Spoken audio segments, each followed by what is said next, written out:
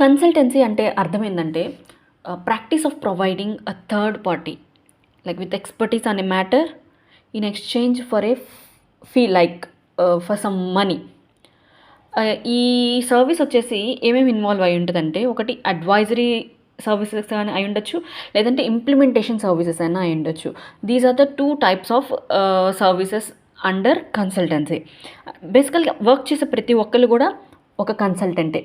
ఒకటి ఏదైనా అడ్వైజెస్ని ఇస్తూ ఉంటారు, కోచెస్ అవ్వచ్చు, టీచర్స్ అవ్వచ్చు, ఏదన్నా ట్రైనర్స్ అవ్వచ్చు, మోటివేషనల్ స్పీకర్స్, ప్రతి ఒక్కరు కూడా అడ్వైజరీ సర్వీసెస్ కిందకి వస్తారనమాట, అడ్వైజరీ కన్సల్టెంట్స్.